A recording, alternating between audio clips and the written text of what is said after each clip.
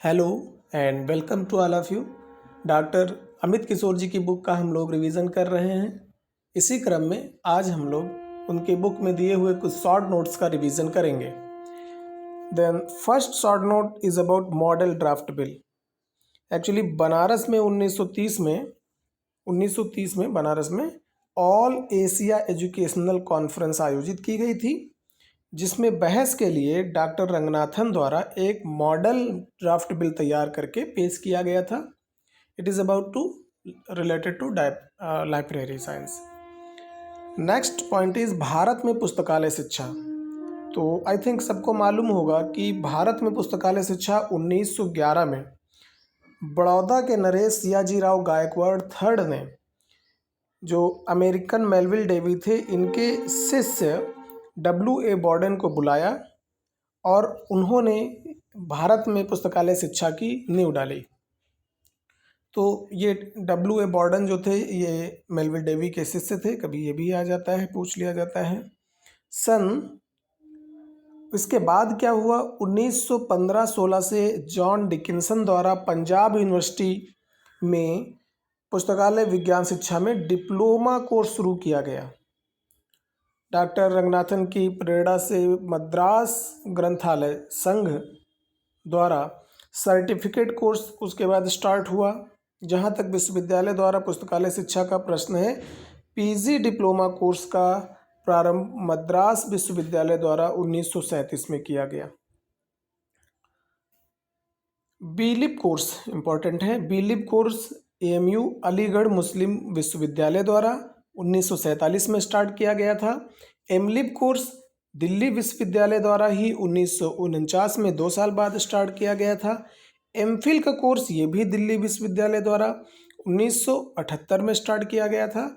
PhD course ये भी Delhi university द्वारा और 1951 में स्टार्ट किया गया था।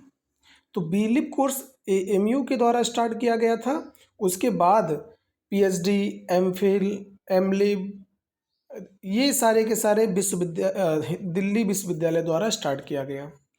अब PhD के बारे में एक तथ्य और है। 1957 में DB कृष्णराव को पहली बार PhD डिग्री प्रदान की गई थी।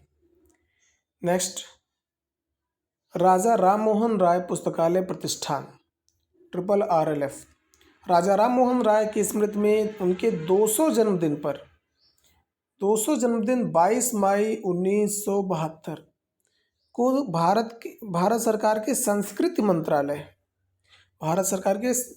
मंत्रालय द्वारा 22 मई 1972 को RRLF की शुरुआत की गई। इसका केंद्रीय कार्यालय साल्ट लेक कलकत्ता में अवस्थित है। यह संस्थान संस्कृत मंत्रालय से जुड़े होने के कारण इसका अध्यक्ष संस्कृत मंत्री जो होता है वही इसका अध्यक्ष होता है या उसका कोई प्रतिनिधि होता है।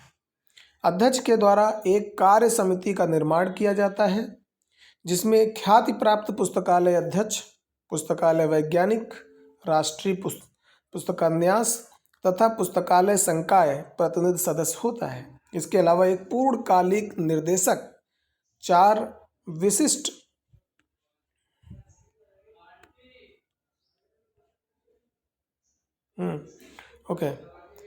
तो इसमें इस तरीके से इनकी कार्य समिति होती है और कार्य समिति में टोटल इनके पास 22 सदस्य होते हैं RRLF की।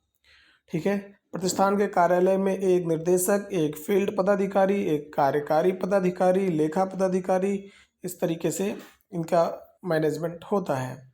बंगाल सोसाइटी रजिस्ट्रेशन एक्ट के तहत इनका पंजीकरण हुआ था। इस न्याय का पंजीकरण West Bengal society registration act के तहत किया गया था तथा भारत सरकार द्वारा संपूर्ण वित्तीय सहायता प्राप्त है।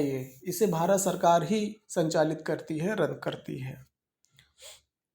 नेक्स्ट, राजा राममोहन राय पुस्तकालय प्रतिष्ठान द्वारा सार्वजनिक पुस्तकालयों की सहायता के लिए चलाई जाने वाली योजना। जैसे आपको मालूम है कि ये सरकार के द्वारा ही चलाई जाती है, एक प्रकार से सरकार द्वारा फंडेड होती है। तो जो सार्वजनिक पुस्तकालय होती हैं उनको चलाने के लिए, उनको ज़रूरी फंड देने के लिए और निर्देश देने का काम RRLF के द्वारा किया जाता है।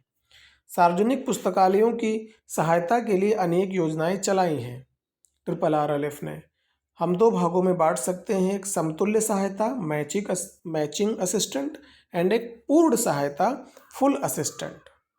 तो देखते हैं इसमें क्या होता है। इसके तहत समस्त सहायता यानी जो भी फंड होगा वो 50 से 90% तक भेजा जाता है, दिया जाता है इनके द्वारा, और ये डिपेंड करता है राज्य पर। अगर मान लीजिए नॉर्थ ईस्ट के कोई राज्य हैं उसमें 90% देगी ये RRRF, 10% वहाँ का राज्य देगा, और जो विकासशील राज्य हैं उसमें 60-40 होता है, और जो विकसित राज्य हैं वो 50-50% फंड दिया जाता है इनके द्वारा, 50 राज्य और 50 RRRF के द्वारा।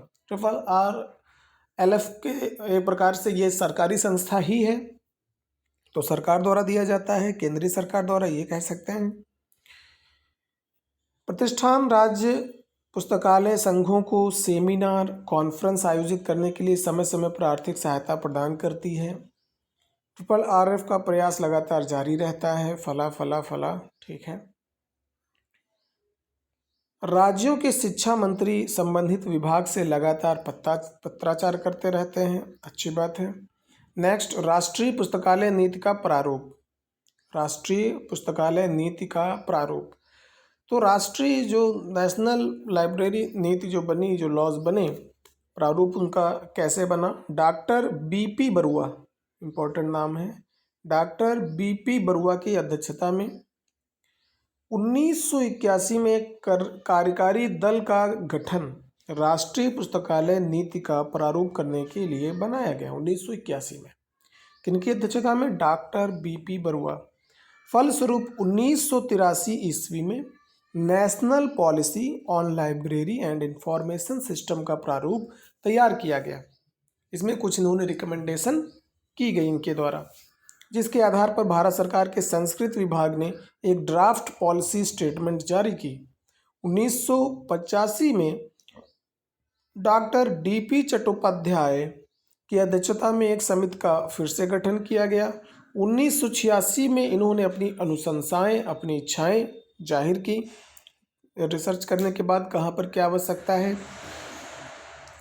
कमेटी का गठन मानव संसाधन विकास मंत्रालय द्वारा किया गया था तथा इसकी अनुशंसाएं सरकार के पास विचाराधीन है। इसका मतलब समझें, यानी कि इन्होंने बता दिया ये सरकार ये चीज़ें होनी चाहिए, सरकार कहती है ठीक है आपका काम खत्म, हमें अपने फ़ायदे की चीज़ दिखेगी तो हम इसको लागू कर देंगे, दैट्स इट। नेक्स्ट, UGC की शैक्षणिक और विश्वविद्यालय पुस्तकालय के विकास में भूमिका। जो भूमिका सार्वजनिक पुस्तकालयों के विकास में RRRLF की ठीक है, वही भूमिका की है, ठीक वही भूमिका UGC की शैक्षणिक विश्वविद्यालय पुस्तकालय के विकास में है। UGC एक स्वायत्त संस्था है। ये कहना चाह रहे जैसे पुस्तकालय शिक्षा में RRRF बहुत सारा योगदान देती है, वैसे ही शैक्षणिक जो भी विश्वविद्यालय हैं उनके विकास में UGC एक स्वायत्त संस्था है जो मानव संसाधन मंत्रालय के अंतर्गत कार्यरत है। ये किस मंत्रालय के अंतर्गत है, ये इम्पोर्टेंट है। RRRLF किस मंत्रालय के अंतर्गत है, तो वो संस्कृत मंत्रालय है। UGC किसके अंतर्गत है, मानव संसाधन।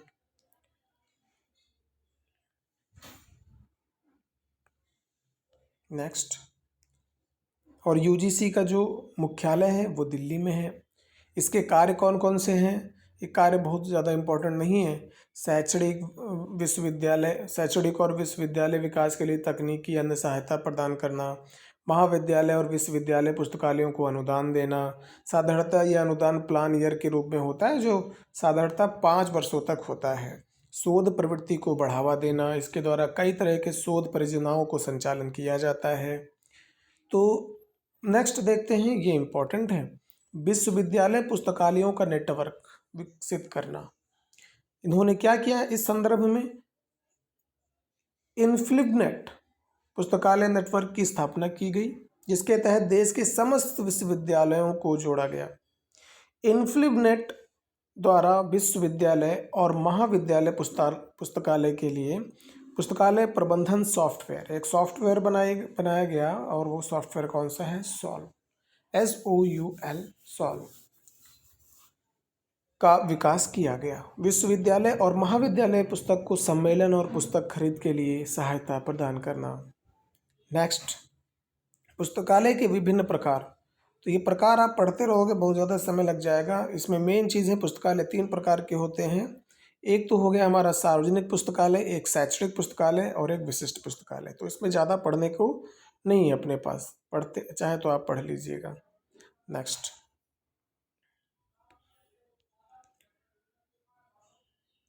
शैक्षणिक पुस्तकालय। शैक्षणिक पुस्तकालय, सबसे पहले तो सार्वजनिक पुस्तकालय को उन्होंने बताया है। उसमें सार्वजनिक पुस्तकालय में उन्होंने बताया कि कोई भी जन सामान्य किसी स्पेशल के लिए नहीं है, हर तरीके के व्यक्ति के लिए, चाहे कोई वो चाहे कोई व्यापार करता हो, कोई पढ़ाई कर रहा हो, कोई भी व्यक्ति हो, वो उन सब के लिए एक खुली लाइब्रेरी होगी। उसको हम सार्वजनिक लाइब्रेरी बोलेंगे, जहाँ हर तरीके का मटेरियल, हर तरीके का प्रलेख, हर तरीके का पाठ्य सामग्री वहाँ पर मौजूद होगी, वो किसी स्पेशल के लिए नहीं होगी। दूसरी है शैक्षणिक पुस्तकालय। अब शैक्षणिक पुस्तकालय जो कॉलेजेस में है, स्कूल में है, यूनिवर्सिटीज़ में है, उन जो पुस्तकालय को शैक्षणिक पुस्तकालय कहते हैं। विद्यालय ग्रंथावली, महाविद्यालय ग्रंथालय, विश्वविद्यालय ग्रंथालय। अब इनको भी आगे डिफाइन किया गया है कि ये विद्यालय पुस्तकालय कौन से हैं। जो स्कूल में जो होते हैं उनको स्कूल लाइब्रेरी कहा गया है। इसमें एक खास बात यह है कि कभी कभी क्वेश्चन ये आ जाता है कि हम कौन से लाइब्रेरी को बढ़ावा दे करके पाठकों के अंदर पढ़ाई के प्रति जो है लालसा उत्पन्न कर सकते हैं, इंटरेस्ट पैदा कर सकते हैं। तो वो है स्कूल लाइब्रेरी। स्कूल लाइब्रेरी से ही हमें पढ़ने की आदत बच्चों में विकसित करनी चाहिए। नेक्स्ट वन इज महाविद्यालय ग्रंथालय। कॉलेज लाइब्रेरी, जिस महाविद्यालय से संबद्ध हो वह उस महाविद्यालय का ग्रंथालय कहलाता है। और फिर इसमें भी कुछ खास फैक्ट नहीं है, बस विश्वविद्यालय विश्वविद्यालय के बारे में एक विशेष फैक्ट ये है कि सी डी देशमुख विश्वविद्यालय के, दिल्ली विश्वविद्यालय के कुलपति थे। इन्होंने कहा था कि विश्वविद्यालय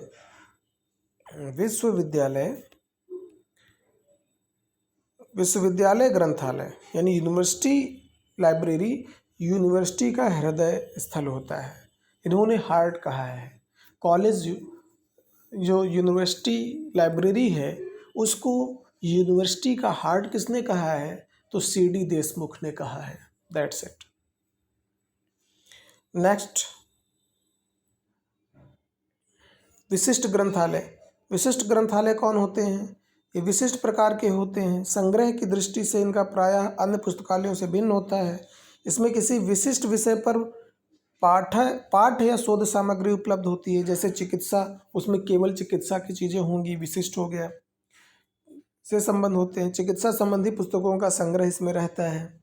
इनका पूर्ण, जैसे DRDO है तो वहाँ पर जो भी लेटेस्ट टेक्नोलॉजी है, जो साइंस से रिलेटेड है, वो चीज़ें वहाँ पर होंगी। जो इस युद्ध के लिए जो वेपन बनाने हैं उसके बारे में जो भी प्रलेख होगा वो वहाँ पर उपस्थित होगा। और ऐसे लाइब्रेरी को हम विशिष्ट लाइब्रेरी, स्पेशल लाइब्रेरी बोलेंगे। नेक्स्ट देखते हैं कैलकाटा पब्लिक लाइब्रेरी। यहाँ से कुछ फैक्ट आते हैं। कैलकाटा पब्लिक लाइब्रेरी कब बनी? तो ये 1836 में बनी और ये इसका संचालन फोर्ट विलियम कॉलेज में होता था। इसके प्रोपराइटर द्वारिका नाथ टैगोर थे। कैलकाटा पब्लिक लाइब्रेरी को 1902 में इंपीरियल लाइब्रेरी में मिला दिया गया था। नेक्स्ट, इस फैक्ट को याद रखिएगा। ओके, इनमें भी कुछ खास नहीं है। अब कुछ फैक्ट हैं, इसको हम लोग देख लेते हैं। ये फैक्ट हम लोग पढ़ चुके हैं ऊपर।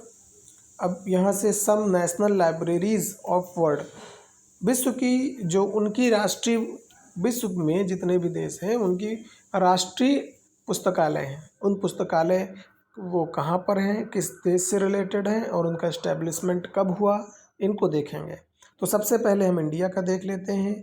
National library of India, ILA अलग हो गया। National library of India Kolkata, ये कौन से देश का है? तो ये इंडिया का राष्ट्रीय पुस्तकालय है। कब इस्टेब्लिशमेंट हुआ? 1948। 1948 में जापान का भी राष्ट्रीय पुस्तकालय का इस्टेब्लिशमेंट हुआ और इनका नाम क्या है? National diet library. तो आई थिंक डाइट आपको याद भी रहेगा, क्योंकि आपने जैसे कि भारत में पार्लियामेंट कहा जाता है, यहाँ पर जो संसद कहा जाता है, वैसे अलग अलग देशों में अलग अलग बोला जाता है जहाँ पर संसद जा कर के बैठते हैं। तो जापान में उसी क्रम में डाइट बोला जाता है, शायद आपने पढ़ा हो, तो वहाँ से भी आप याद रखोगे। National diet library Japan.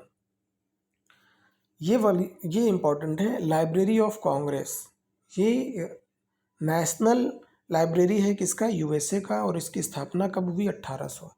बिब्लियोथेक national, ये 1461 में इसका इस्टेब्लिशमेंट हुआ था। कौन से देश? फ्रांस में, याद रखिएगा। ये फ्रांस का राष्ट्रीय पुस्तकालय है। रसिया का पुस्तकालय कौन सा है? स्टेट लेनिन लाइब्रेरी, लेनिन रसिया के थे। स्टेट लेनिन लाइब्रेरी रसिया, 1862 ईस्वी में।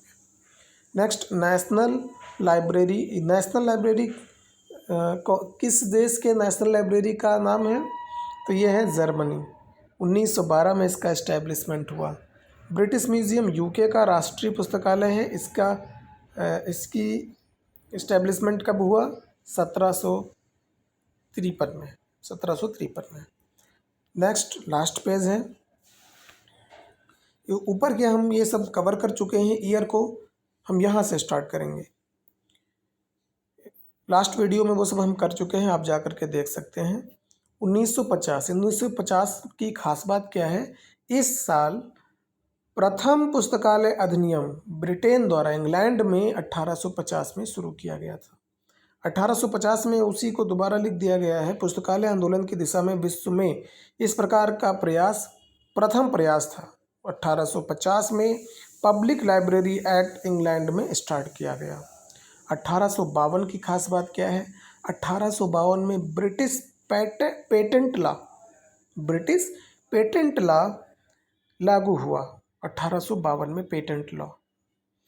सन 1856 में intellectual property right act of India, India में 1856 में intellectual property right of India पारित किया गया, जो ब्रिटिश के पेटेंट लॉ पर आधारित थी। ये याद रखिएगा, ये ब्रिटिश के पेटेंट लॉ पर आधारित थी। 1956 में इसकी शुरुआत करी गई थी, लागू हुआ था, और इसका नाम intellectual property right act of India है। 1852 में रोगेट्स थेसॉरस का विकास किया गया। 1856 अभी पढ़ चुके हैं। 1856 में intellectual property right act of India पारित किया गया, जो ब्रिटिश पेटेंट लॉ पर आधारित था। 1867 में press and registration of books act लागू किया गया। 1876 बहुत ही इंपॉर्टेंट है। 1876 में 4 फैक्ट दिए गए हैं। पहले तो 1876 में मेलविल डेवी के द्वारा DDC, डेवी डेसिमल क्लासिफिकेशन की रचना की गई। नंबर 2, 1876 में ही अमेरिकन लाइब्रेरी एसोसिएशन ALA की स्थापना की गई। 1876 में CA कटर द्वारा rules for a dictionary catalogue की रचना की गई। Rules for a dictionary catalogue की रचना की गई। और 1876 में ही पुस्तकालय विज्ञान का प्रथम जर्नल लाइब्रेरी जर्नल प्रकाशित हुआ। ये ALA के द्वारा ही प्रकाशित हुआ था, और इसमें बहुत बड़ा योगदान मेलविल डेवी का था। तो ये 4 चीज़ें याद रखिएगा। मेलविल डेवी द्वारा DDC क्लासिफिकेशन की रचना की गई 1876 में। ALA का स्थापना 1976 में हुई, और CA कटर की जो बुक है rules for dictionary and catalogue की भी रचना हुई, और पुस्तकालय का पहला जर्नल लाइब्रेरी जर्नल भी इसी वर्ष प्रकाशित हुआ। ठीक है, इतना रखते हैं आज। That's okay.